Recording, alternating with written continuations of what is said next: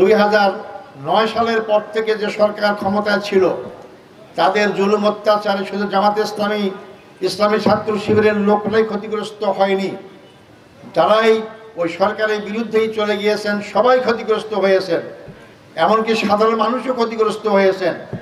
যার কারণে 5ই আগস্ট আমার রাজনৈতিক জীবনের ইতিহাসে দেখা এত বড় একটা বিপ্লব, এত বড় একটা অভ্যুত্থান হতে পারে আমরা জেলখানা থেকেই দেখার সুযোগ পেয়েছি, বিভিন্নভাবে জানার চেষ্টা করেছি, এবং যার কারণে তাদের স্বপ্ন সাধ ভেঙে চুরমার হয়ে গিয়েছে।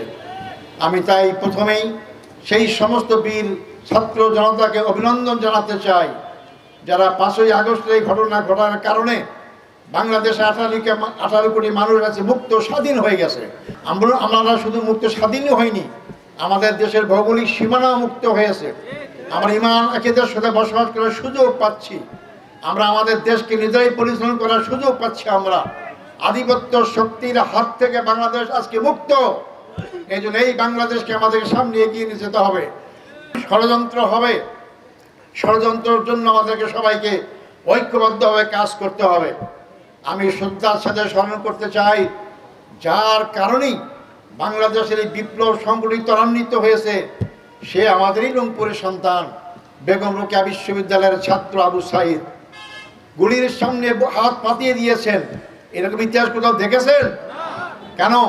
তার নিজের মুক্তির জন্য, তার দেশের মুক্তির জন্য, দেশের জনগণের মুক্তির জন্য, দেশকে স্বাধীন করার জন্য তার জীবনটাই আজকে আওয়ামী লীগকে পরাজিত করতে বাধ্য হয়েছে।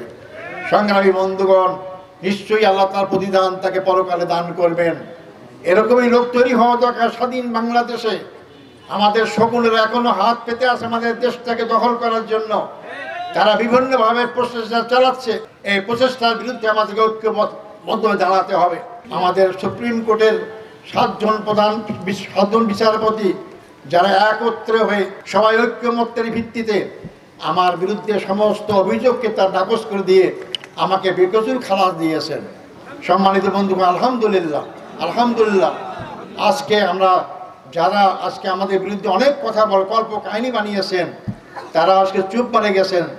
এটা শুধু আমার মুক্তির কারণেই।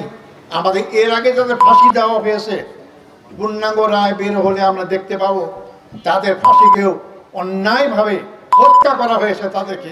এই হত্যাকাণ্ডের সাথে যারা যেখানে যেভাবেই জড়িত, আমি আপনাদের মাধ্যমে সরকারকে জানাতে চাই তাদেরকে আইনের আওতায় এনে শাস্তির বিধান করা হোক, নাহলে বাংলাদেশ আইনের শাসন থাকবে না। আমি যেহেতু বিশ্বাস করতাম যে আমাকে মৃত্যু হতেই হবে, অতএব আমি জেলখানায় শারীরিকভাবে আলহামদুলিল্লাহ আপনাদের দোয়ায় ভালোই ছিলাম, এখন আলহামদুলিল্লাহ ভালো আছি। আপনারা দোয়া করবেন, আমি আপনাদের খেদমত করার চেষ্টা করব, এবং আমি আপনাদের কাছে আহ্বান করব আপনারা আমাকে সহযোগিতা করবেন। যদি আপনারা আমাকে সহযোগিতা করেন তাহলে আমি আপনাদের খেদমত করার সুযোগ পাবো। আমি ব্যক্তিগতভাবে নিজে জামাত ইসলামী করলেও আমার আচরণে কিন্তু আমি সব দলের লোকদেরকেই আমি ভালোবাসি।